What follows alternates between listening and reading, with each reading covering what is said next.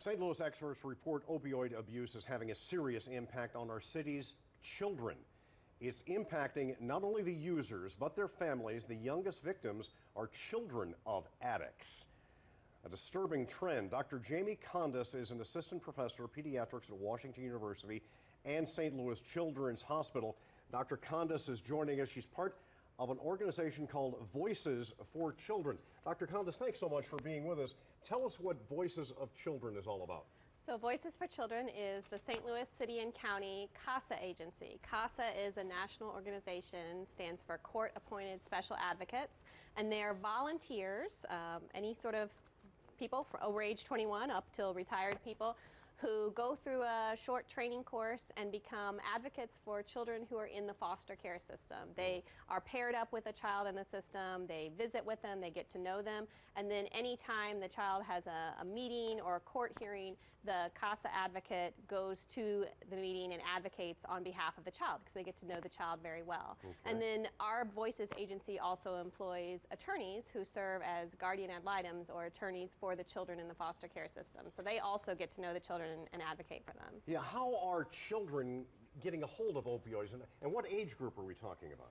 So I'm a child abuse pediatrician at St. Louis Children's Hospital. I see children who come in all varieties of abuse and neglect, and we're seeing all ages really affected by this. It's amazing all of the different ways it affects them. On the one hand, we see children who accidentally ingest the opioids because their parents are using them, so those children often get really critically ill. But then we also see a lot of neglect as a consequence of the parents using the drugs. And you hear these stories and we see them of parents who are passed out in cars and then their children are somewhere being neglected, or they leave the children home alone while they're out obtaining drugs, or they're at home but they're not paying attention to them, so the child wanders off and gets hurt.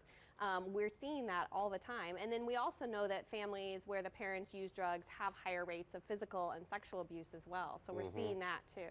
So it's usually the parents or an adult that will be influencing the children. If the parents or adults are nearby using it, sometimes the child will pick up on it. Is that the... Or they're just completely neglecting the child because they're using the drugs. And so we're seeing the consequences of that.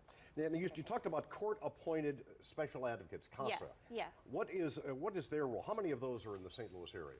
Well, not enough, unfortunately. We can always use more. We have about 1,700 children in the foster care system, which is amazing when you think about that, all those children. And we only have about 700 advocates just because we need more volunteers. So all of the children who are being served by CASA advocates are really benefiting from that.